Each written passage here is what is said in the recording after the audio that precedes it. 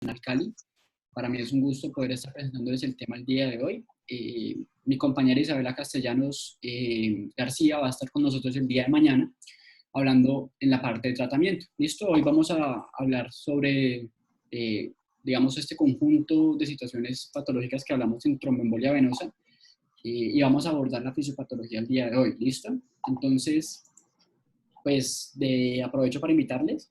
Nuestro canal de ASEM es una iniciativa que tenemos hace un tiempo, un lapsus de más o menos un mes que empezamos con esto. Igualmente, pues hemos montado cierto contenido, tenemos varios diferentes temas que pueden ser de su interés y pues los invito a que le echen una miradita y si pueden se suscriban. Frente a la charla que hice la última vez, fue espirometría, la pueden consultar, tiene un taller práctico, pues hubo ciertos cambios o recomendaciones que me hicieron, pues traté de hacerlo, digamos, la presentación un poco mejor con esas recomendaciones y les recomiendo que en el video de espirometría pues tenemos en el taller nuevos casos basados en lo que nos recomendaron de tener casos clínicos con las curvas, entonces para que lo revisen si tuvieron algún o les quedó faltando esa parte de la revisión pasada, ¿listo? Bueno, vamos entonces. Entonces, entendamos que la enfermedad tromboembólica venosa no es una sola cosa, sino que son varias situaciones patológicas, como lo dije hace un ratico, ¿listo? Entonces, vemos que tenemos, o para el día de hoy, vamos a considerar la trombosis venosa profunda, o deep venous thrombosis, y adicionalmente el TEP, que es el tromboembolismo pulmonar, o como se diría en inglés, es pulmonary embolism. Entonces, basándonos en esto y empezando con esta diapositiva, entendamos varias cosas. ¿Listo? Lo primero es que la situación es, como yo lo entiendo y como una forma en la que yo lo veo, es que con buena prevención es una situación que realmente no va a traer tantos problemas, pero cuando no se previene de forma adecuada puede llegar a ser mortal, ¿sí? Por eso ustedes ven aquí que lo hablan de que es la causa de muerte prevenible más frecuente entre pacientes hospitalizados. Esto es una información de Harrison. Es una información que, por supuesto, pues aplica sobre todo para Estados Unidos, pero que también hay que tenerlo en nuestro contexto. Es decir, es una situación muy prevenible, ¿sí? Incluso en Estados Unidos, en el sistema de salud, o eso es lo que yo entendí en la lectura que dice de Harrison, hablan de que es una situación que es inaceptable que un paciente después de una cirugía u hospitalizado le dé un TEP. Entonces, sobre todo hacer énfasis en cirugía de rodilla, por ejemplo, tiene que haber una buena profilaxis para, pues, digamos, con anticoagulantes, o si no, se puede dar esta situación y sería considerado como algo inaceptable. ¿Listo? Aquí un poco acerca de la incidencia, pues decían de la mortalidad, de la letalidad, perdón, de 100 a 300.000 muertes relacionadas, aunque van declinando en el último periodo de tiempo. Entonces, antes de entrar a una serie de cosas que vamos a hablar de la epidemiología, quiero que entiendan lo siguiente. Rápidamente vamos a volver mucho sobre esta gráfica porque es bastante importante, pero entienden que hay un trombo, ¿sí? Que va a liberar un émbolo que llega y por la circulación va hacia el corazón y luego pasa al pulmón y genera pues el tromboembolismo pulmonar, ¿listo? Cuando haya una oclusión de estos ramificaciones de la arteria pulmonar. ¿Por qué es importante que entiendan esto? Para que me entiendan lo que les voy a hablar de factores de riesgo, ¿ok? ¿Por qué? Porque los factores de riesgo son para la generación de la trombosis. ¿Listo? Y la trombosis, ¿dónde se va a dar? Como vemos aquí en esta gráfica, se va a dar en la parte, es distal al pulmón, ¿sí? No es dentro del pulmón que se va a dar esa trombosis, sino que va a ser, en lo que vamos a explicar el día de hoy, en la zona, por ejemplo, de los miembros inferiores, que es uno de los orígenes más comunes. ¿Cuáles son los factores de riesgo? Y entendamos, y vamos a hacer como un mix aquí de patología con epidemiología. El daño endotelial, estados hipercoagulativos y la irrupción del flujo sanguíneo. Estos tres van a conformar la triada de riesgo, que ya pues, si no lo conocen, se las presento. Dr. Fischl, médico alemán, entre otros epidemiólogo, saludista, que describió estos tres estados o estos tres puntos para hablar sobre la generación de trombos venosos. ¿Listo? Entonces, pues él una eminencia y nosotros aquí tratando de replicar un poco lo que él creó hace mucho tiempo. ¿Listo? Como yo no sé si ustedes ya vieron Cascada de Coagulación, Como yo no sé en qué nivel están todos, pues hacemos un pequeño repaso. Entremos hablando de que pueden que piensen, no, el trombo es malo, pero no, el trombo es, o bueno, el proceso que generó el trombo es un proceso de hemostasis que es normal para reparar el daño, ¿sí? Cuando nosotros tenemos una lesión de un vaso, lo normal es que se dé procesos de hemostasis para poder normalizar y evitar, por ejemplo, un sangrado, ¿listo? Vamos a hablar de que ahí hay que entender que hay dos descripciones de lo mismo, ¿sí? La cascada de coagulación, hay dos descripciones. Vamos a empezar con la que es más antigua y que de pronto muchos conozcan. Eh, a mí me la enseñaron en básicas de esta manera y pues me la enseñaron de una manera muy clara. El docente, pues, farmacólogo, yo creo que lo conocen algunos. Les recomiendo su canal para farmacología, es súper completo, tiene muy buen material. Pero entonces hablemos de que hay dos vías que van a confluir en un mismo punto. ¿Cuál es la vía? La primera, entonces la intrínseca, frente a una superficie de contacto. Y esto es muy interesante porque no se ha definido muy bien esa parte de esa superficie de contacto que pueda generar la activación del factor 12. Algunos hablan de un estiramiento del vaso, otros hablan de cargas eléctricas, pero va a generar que esa activación sea esa activación del factor 12 y como ven ustedes parece una escalera. Factor 12 me va a activar el factor 11, el factor 11 me va a activar el factor 9, ojo, aquí pasamos a 9, el factor 9 me va a activar el factor 10 y ese factor 10 va a ser el punto de, digamos, unión de esas dos vías o donde confluyen. Porque miramos el otro lado es frente al daño tisular, se expone el factor tisular y el colágeno subendotelial. Eso va a permitir que, pues, por vía de plaquetas, cuando hablamos de colágeno subendotelial, y por el vía del factor 7, se dé cuando se habla del factor tisular, pues va a haber una activación de ese factor 7. Cuando se activa, él va a actuar sobre el factor 10. Vemos que aquí tenemos digamos, la confluencia de ese factor 10 en estos ambos lados, que llegan aquí a volverse el factor 10 activo. ¿Listo? Ese factor 10 activo va a activar la protombina, la convierte en trombina, ¿sí? Y es la trombina la que genera este cambio para pasar de fibrinógeno a fibrina, ¿sí? Ya pues cuando la fibrina, digamos, está en su forma, hablemos de forma activa, comienza a generar dímeros y pues va conformando lo que sería el trombo, ¿listo? ¿Por qué les hablo entonces de, digamos, por qué les entro a hablar sobre pues esta parte de la cascada de coagulación? Porque pues si no después, de pronto con lo que les explique y si no lo conocen muy bien, pues pueden llegar a confundirse. Esta es otra vía, se describe después. Es lo mismo, simplemente explicado de una forma distinta. Si ustedes me preguntan, pues hay que conocer ambas vías o ambos diseños o ambos modelos, pero a mí me parece que este es un poquito más claro en cierto sentido de cómo se integran las vías. ¿Listo? ¿Por qué? Porque ustedes ven aquí, listo. Entonces, la plaqueta, pues, digamos, dejemos esto aquí a un lado un momento. Entonces, hay activación del factor tisular o exposición del factor tisular que va a actuar sobre este factor 7 y lo activa. ¿Sí ven aquí? Uy, perdón, aquí hubo un errorcillo. Cuando está activada, entonces omitan esta parte, hagan como una pared mental aquí, ¿sí? Un momentico. No, qué pena, uf. Lo siento, aquí tiene que ser, se me fue un poquito una barrera aquí un momentico. Este factor 7 va a actuar sobre el factor 10, de la misma manera va a actuar sobre el factor 9, y este factor 9 activado se va, digamos, también a interactuar con este factor para el factor 10 activado. ¿Listo?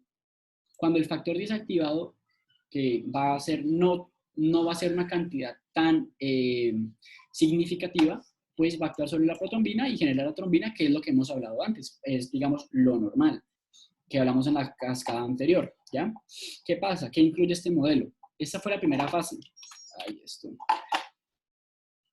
Este modelo incluye una fase de amplificación, ¿sí? Entonces, la trombina va a generar efectos sobre todos estos factores, la activación del factor 5, la activación del factor 8, la activación del factor 11, que van a generar, y ahora sí borremos esta murallita que habíamos hecho aquí imaginaria, y van a generar como, pueden ustedes entender como si fuera una, digamos, una forma de, bueno, de hecho el título lo dice, amplificar esa cascada de coagulación, siendo la misma cascada la que se autoalimenta o retroalimenta para dar una respuesta mucho más grande. ¿Listo? Entonces, pues ya después, pues esta trombina va a actuar sobre el fibrinógeno que nos genera fibrina y tenemos el coágulo estable. ¿Listo? Pues esta es una descripción que se dio, pues la descripción, digamos, en el artículo la primera vez que la vi, pero me pareció mucho más clara esta gráfica de aquí con la que utilicé para representar lo que hablamos. ¿Listo? Otras cositas que hablar, digamos el proceso contrario, el proceso en el cual vamos a degradar los coágulos o inhibir esa formación de coágulos. El plasminógeno es una molécula que está, digamos, en el flujo sanguíneo. Cuando tenemos liberación por el endotelio de la factor activador tisular del plasminógeno,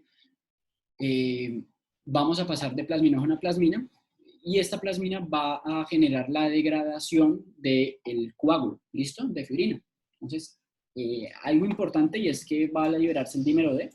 Entonces, para que lo tengan ahí conectado, porque mañana en tratamiento, en diagnóstico lo vamos a utilizar un poco, ¿listo? Otra proteína, otro par de proteínas importantes, una proteína C y la proteína S.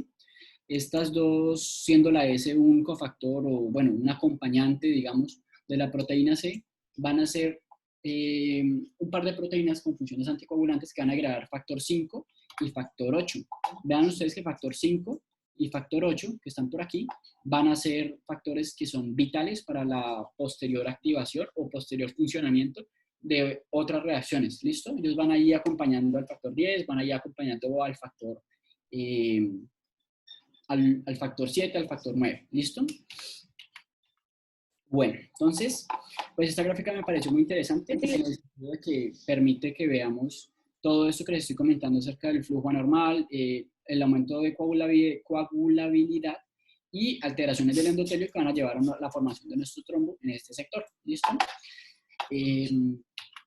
Vamos a hablar un poquito más de especificidades. Entonces, aquí es donde les digo que hacemos ese mix patología-epidemiología, porque aquí vamos a hablar de unos factores de riesgo y pues vamos a tratar de explicarlos de la mejor manera, el por qué es un factor de riesgo. Entonces, la irrupción del flujo, ¿listo? Entonces, ¿cuál es el problema?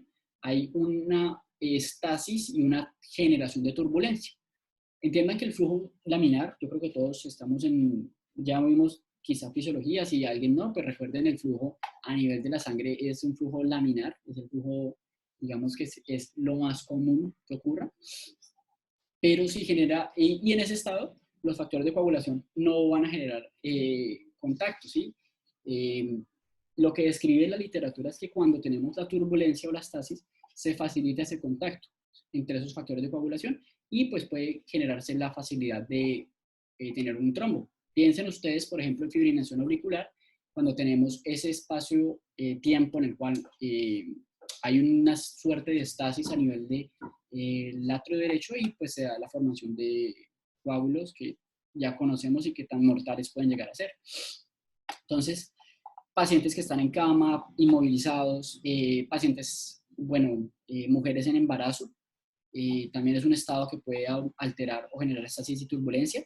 La obesidad, piensen en ese panículo adiposo o tiene ciertos vasos y que también a nivel de los miembros inferiores esa cantidad de tejido puede generar momentos de estasis, estados en el cual la viscosidad de la sangre está elevada, por ejemplo una policitemia, daños vasculares localizados, ya vamos a hablar del por qué el daño vascular tiene cierta significancia, y los catéter venoso central, que pues es un elemento dentro del flujo laminar que puede llegar a generar turbulencias. Piensen que muchos de los trombos que vamos a ver se dan a nivel de las válvulas, ¿sí? Es decir, en la parte de aquí, en esta zona de aquí, de las válvulas van a darse ocurrencia de estos trombos. Bueno, en cuanto a estados de hipercoagulabilidad, entonces el daño tisular, pues yo creo que ahorita se lo voy a explicar muy bien, no se preocupen. La malignidad tiene una interacción supremamente amplia, es muy interesante y creo que aquí está por aquí mi compañero Andrés Julián y yo creo que él sabe sobre malignidad una cantidad de cosas y seguramente sabrá la interacción con la generación de hipercoagulabilidad, y es una relación de doble vía, como lo veo yo, en donde el cáncer trata pues de generar esos estados en los cuales eh, haya un estado protrombótico, y pues eso de la misma manera genera en reversa pues la generación de ese estado protrombótico que puede ser patológico. Lupus, síndrome antifosfolípido, el síndrome nefrótico también me parece súper interesante y por eso se los pongo por aquí. Cuando ustedes tienen ese síndrome nefrótico, para los que no conozcan de pronto esa parte, ustedes tienen pérdida de proteínas por vía o excreción renal, ¿sí? Cuando eso ocurre, pues si pierdo proteínas, también pierdo algunas proteínas de la sangre, como por ejemplo la antitrombina 3, que como vimos antes, creo que no se las mostré, pero piénsenlo sí, digan que sí, imagínense que sí. La antitrombina 3 es una proteína que va a limitar a la trombina, y si limito la trombina, pues limito el paso de fibrinógeno a fibrina, limito la coagulación. Si se pierde esa proteína, pues tenemos un problema, ¿listo? El uso de anticoagulantes orales, que va a ser una serie de fármacos que van a estimular eh,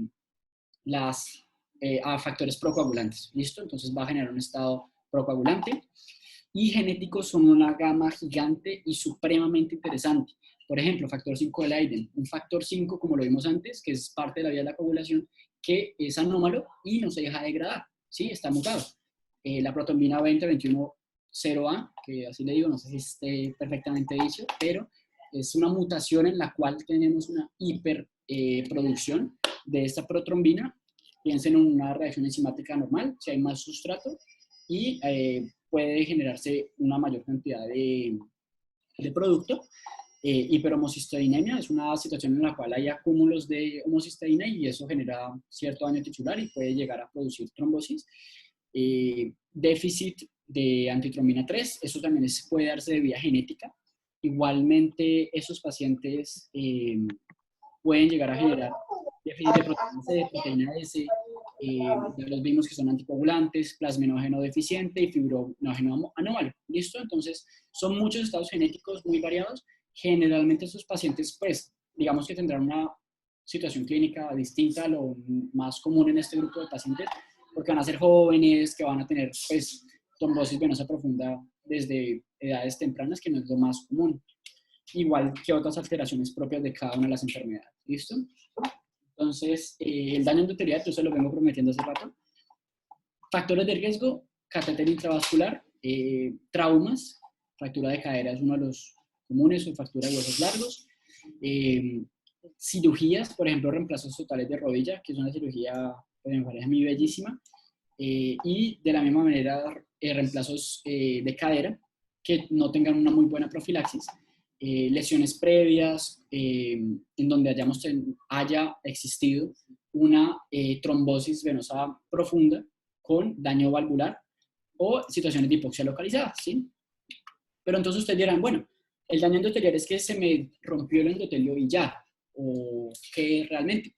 Entonces, sí, la disrupción de la función protectora va a generar que se exponga de mayor manera ese factor tisular y pues inicia la cascada de coagulación. Eso es una parte.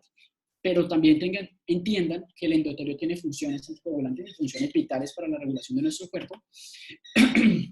Entonces, vemos una reducción de la función endotelial, vemos que se disminuye la secreción o la producción de óxido nítrico. Con eso, pues, por supuesto, vemos una menor vasodilatación. La prostaglandina I2 también es una prostaglandina importantísima a nivel endotelial que nos ayuda a evitar la agregación plaquetaria y también tiene funciones vasodilatadoras. La secreción de moléculas seminales de heparinas, yo creo que a alguno de pronto le suena el nombre heparina, si no, pues consúltenlo hoy, mañana hablaremos mucho del tema.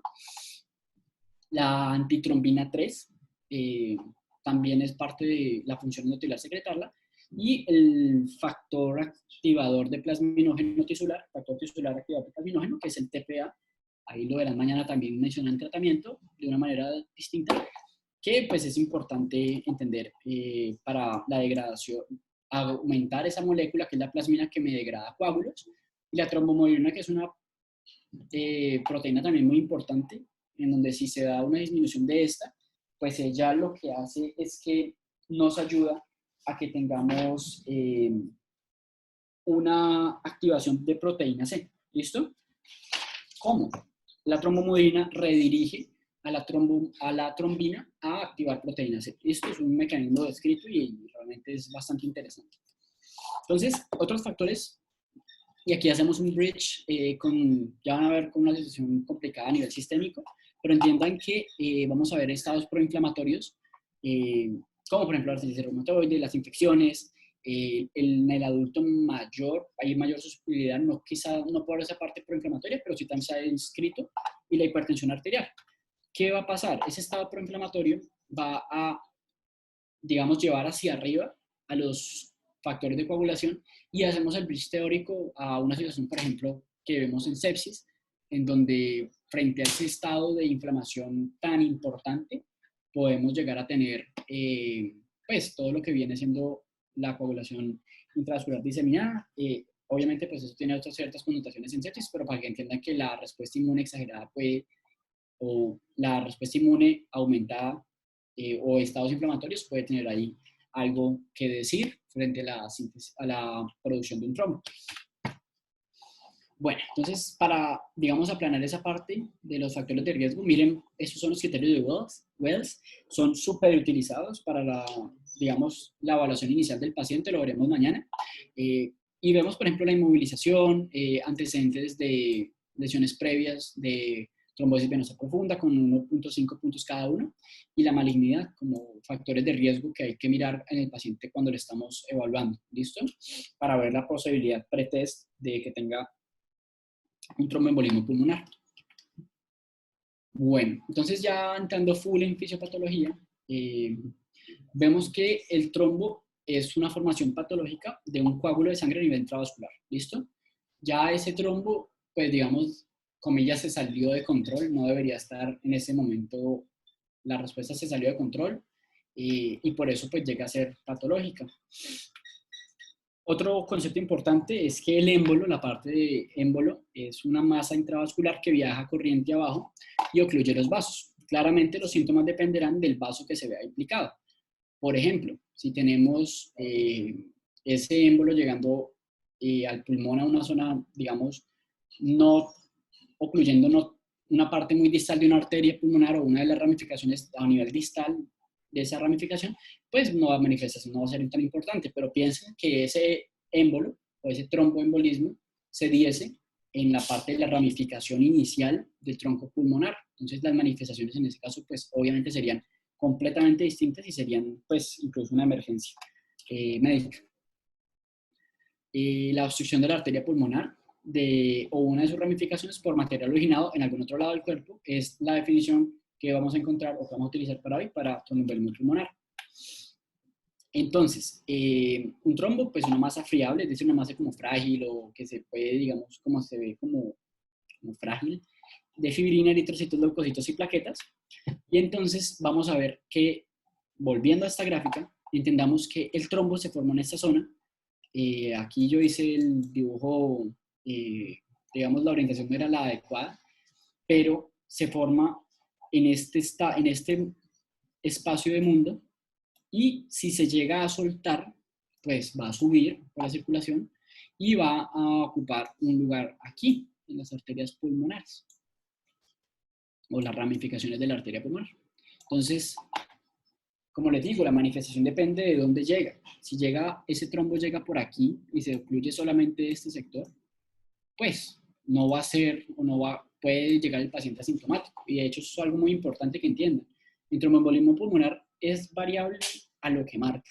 Puede ser un paciente que llega asintomático y se le hizo el hallazgo incidental por un examen que le tomaron, por alguna otra situación, o puede ser el paciente que tenga un tromboembolismo pulmonar masivo o tromboembolismo pulmonar que le cause la muerte casi de manera espontánea. Entonces es un rango de sintomatología bastante amplio, ¿listo? Entonces, vamos por acá. Miremos o hagamos foco en la pierna, ¿sí? Entonces la pierna se dio esta oclusión. Piénsenlo en una oclusión, eso va a generar aumento de digamos, una irrupción en el flujo, aumento de la presión retrógrada, y eso pues ya va a, digamos, determinar que se nos dé, por ejemplo, el proceso de generar un edema, generar el dolor, y generar enrojecimiento en esa pierna que tiene la trombosis venosa profunda. Pero no andemos más en esa parte. Y yo creo que queda claro el sentido de que se da la situación ahí inicial y pensemos en qué pasa cuando se da esa liberación de ese émbolo. Entonces, los émbolos pueden ser de origen muy amplio. Como ustedes ven aquí hay una lista larga de cosas que pueden ser un émbolo y son varias cosas, incluso cosas bastante extrañas. Pero vamos a hacer foco en esta parte del tromboembolismo el día de hoy. Entonces, los cambios que vamos a ver nosotros cuando se da esta oclusión a este nivel o a este, van a ser desde 5 puntos de vista. Listo, y lo vamos a escribir cada uno. Vamos a empezar de una vez con la parte hemodinámica. Entonces piensen en que esto genera una alteración del flujo. ¿Listo? Entonces vamos a entender eso desde la fisiología. Este es el flujo, pues normal, tiene que ir muy bien. Aquí tenemos la ecuación que nos describe cómo se da la resistencia. ¿Cuál es la resistencia? La resistencia es igual a 8 sobre pi multiplicado por la viscosidad del fluido por la longitud del vaso sobre la resistencia al cuadrado. El radio. Entonces vean que el radio tiene una importancia gigante en esta ecuación, determinando pues el valor digamos, de esta parte de la ecuación. Entonces si el radio aumenta, pues digamos, aumenta muchísimo este valor de aquí de abajo y el valor total de este cajoncito va a disminuir. Pero si la resistencia disminuye, y vemos que aquí es elevado al cuadrado, o sea que le da una potencia bastante importante al valor que sea el radio, pues igualmente este número va a aumentar y si aumenta vamos a tener mayor resistencia. ¿Por qué es importante saber eso? Cuando tenemos el tromboembolismo, pues hay un cierre a nivel o una disminución del radio. Entonces, esa disminución del radio, entendamos ahora con la ley de, pues, no sé cómo pronunciarlo, esta ley, que el flujo es igual a la diferencia de presión sobre el radio. Si la diferencia de presión no se está modificando, sino que inicialmente tenemos un aumento en la resistencia, pues este valor del flujo va a disminuir. Matemáticamente es claro. Entonces, esa disminución de flujo pues nos va a ir a determinar todo el resto o rango de alteraciones que vamos a ver. Algo importante y bueno, la evolución y las situaciones aleatorias de nuestra evolución, pues ha llevado a que en algún momento de la historia alguien que tuvo un tromboembolismo pulmonar y que tenía posibilidad de redistribuir su flujo, pues sobreviviera y tuviera su reproducción. Vemos que es un mecanismo, digamos, de defensa frente a estas situaciones. El pulmón sus pulmones en este momento tienen ciertas vías que están ocluidas porque no son zonas a las cuales llega la mejor ventilación. ¿Sí? Eso es algo fisiológico. ¿Qué pasa? En estos momentos, cuando aumenta la presión retrógrada, pues esas vías comienzan a abrirse y digamos que llegamos a una compensación. Eso puede hacer que un tromboembolismo que no sea tan pequeño, pero que sí sea, digamos, de un tamaño, digamos, medio, o no tan medio, sino más bien un tamaño que no es tan pequeño, genere una paciente asintomático, porque el paciente, digamos, compensa, el pulmón del paciente compensa. Pero ojo, que esto no es como se puede y ya, sino que esto tiene un límite y este límite determina el caso en el cual tengamos realmente síntomas en ese paciente. Digamos, una forma más sencilla de entenderlo, ese es el flujo normal, ¿sí? Cuando tenemos el trombo, pues imagínense el trombo aquí. Hay como un cuello de botella, ¿listo? Y pues en ese momento la situación sanguínea puede comenzar a cambiar.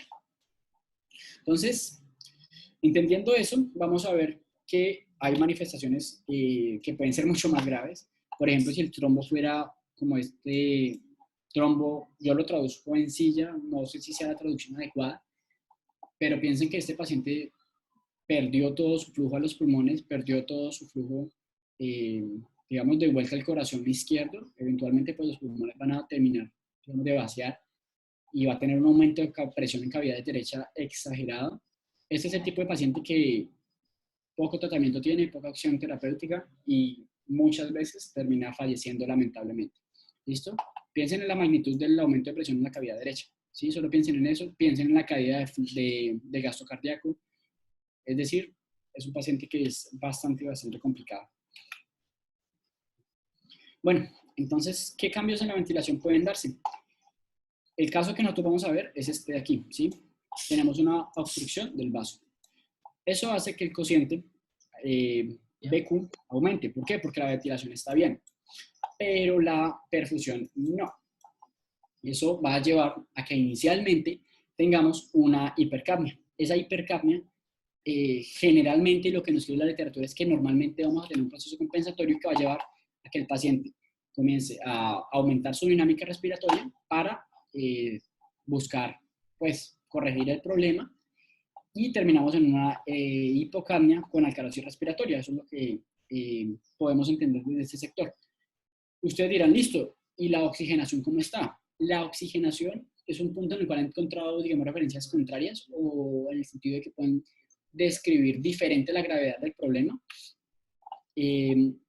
Hablan de que frente a la disminución de capacidad de fusión y frente a ciertos mecanismos en los cuales ya les voy a describir más adelante porque son varias teorías que existen, una de las referencias me comentaba que existirá una hipoxia que es muy leve o moderada, y otra sí le daba un poco más de importancia a la hipoxia. Entonces vamos a ver, y pues digamos que ya queda muy a criterio de cada uno de cómo decida tomarlo. ¿Listo? Yo lo tomo y sigo la idea de que la hipoxia, o la hipoxemia, perdón, hipoxia no es el término correcto, va a ser leve o moderada, ¿sí? ¿Qué es lo que se va a ver? Con una presión arterial de CO2 baja por la compensación que hablamos, y el gradiente arteriolo-alveolar aumentado para oxígeno, ¿sí? ¿Eso qué es? Es decir, que la cantidad de oxígeno en el alveolo va a ser mucho mayor frente a la que se da a nivel, digamos, del capilar, ¿sí? Eso obviamente está mediado porque hay ciertas zonas que van a estar muy bien ventiladas, hay ciertas zonas que van a estar poco ventiladas, poco perfundidas, y pues se va a ir dando la alteración de esa manera. ¿Listo? ¿Qué hay detrás de esa alteración de la oxigenación? Como yo les digo, son varias teorías que soportan esto. Entonces, una de las, digamos, iniciales es que frente a la alteración de la circulación, va a haber un daño a los neumocitos tipo 2, que son recuerden, son los productores de surfactante, y esa disminución de surfactante nos puede llevar a varias cosas importantes. Eso pues genera el colapso alveolar. Ustedes saben que el surfactante es una sustancia vital para mantener los alveolos con su función fisiológica, y si tenemos ese colapso alveolar, pues vamos a generar zonas en las cuales la ventilación se va para el piso, por supuesto, que pueden llegar, incluso lo describen como incluso atelectasias. Es claro, la ventilación se cae, y si se cae la ventilación, pues hay menos difusión, menos intercambio gaseoso, y puede generarse una hipoxemia. ¿Listo? Un desvío ineficaz, y aquí es la forma en la que yo lo entiendo, el libro lo decide quizá un poco distinto, pero entienden que ese desvío que les hablé antes de la situación que nos protege, como les decía, tiene un límite. El límite es que esas zonas, hablamos desde un principio que son zonas que están y no tan bien ventiladas, y por eso fisiológicamente se cierran. Entonces piensen que hacemos el desvío, pero ese desvío no es tan eficaz porque esas zonas no están bien ventiladas. Entonces puede llegar a generarse un poquito alteración del oxígeno por esta vía. Otra de las posibilidades es un shunt derecha-izquierda directo. Literal así lo describen, a mí me sorprendió cuando lo leí por primera vez, pero es por el aumento de las presiones de cavidad derecha que puede generar ese, digamos, entiéndalo como una reapertura de ese foramen bajo. ¿Listo? A mí me sorprendió muchísimo, igual pues es uno de los mecanismos, una de las teorías que quizá no es la más común. Y bueno, la presión de oxígeno a nivel venoso también es una situación importante en el cual la caída del gasto cardíaco va a generar o generaría que la saturación o la presión de oxígeno a nivel venoso disminuyera, y si eso disminuye, pues por esa caída de gasto cardíaco y ese, digamos, momento en el cual hay una pérdida de la dinámica sanguínea, pues nos puede llevar a una situación de hipoxia.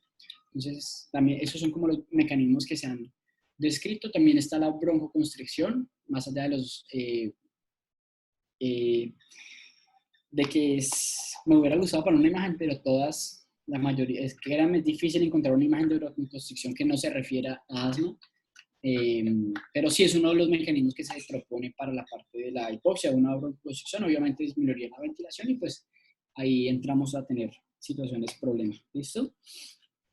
Entonces, también el aumento de cavidad derecha en cuanto a presión y en cuanto a volumen puede llevar a que tengamos una disfunción del ventrículo, una disfunción a nivel sistólica, y eso puede tener una implicación a nivel de microinfartos, a nivel del tejido cardíaco, porque esa cavidad derecha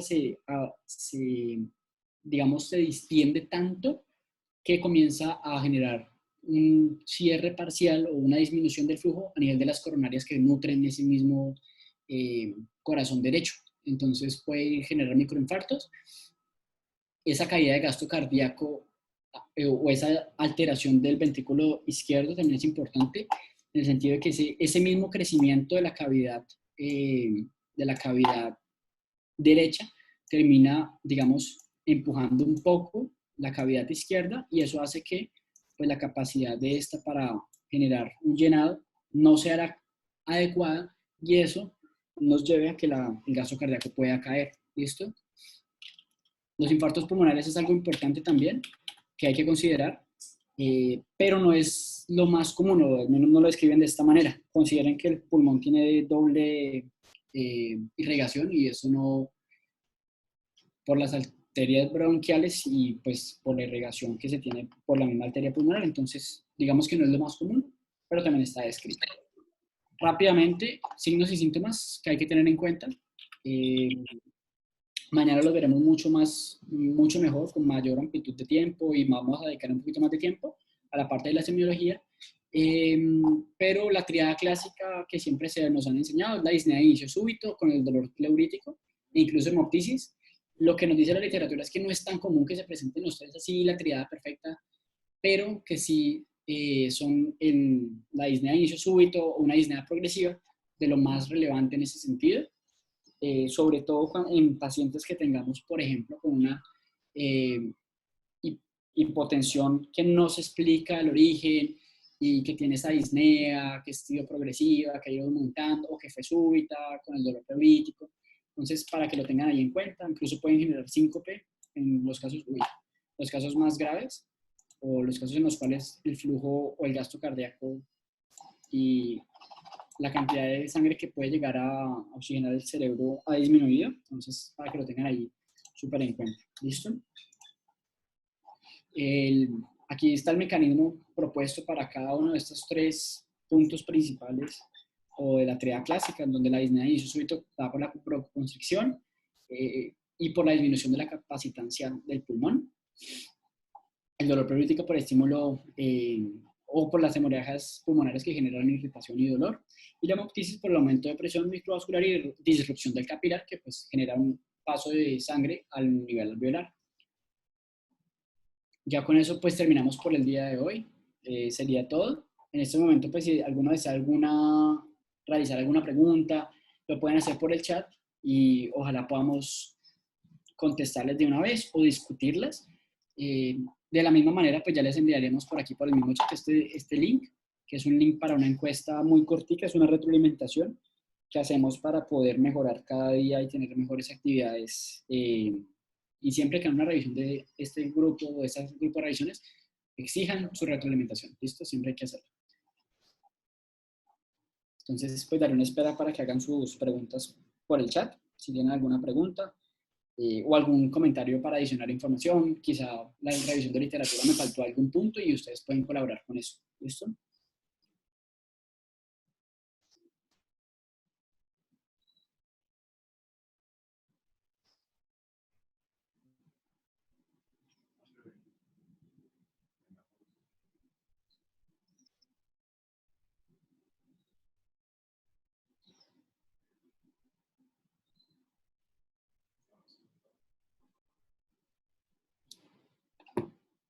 Bueno. Permítanme, les voy a...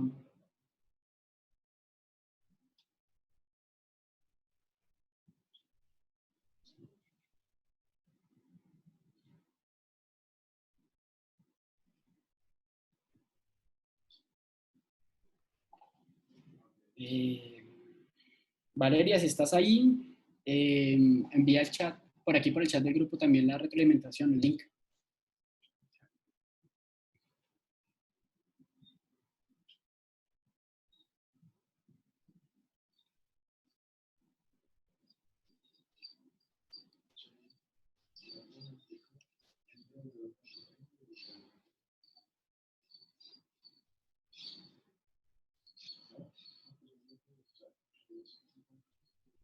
Bueno, chicos, ojalá les haya gustado. En serio, les agradezco muchísimo que estén aquí.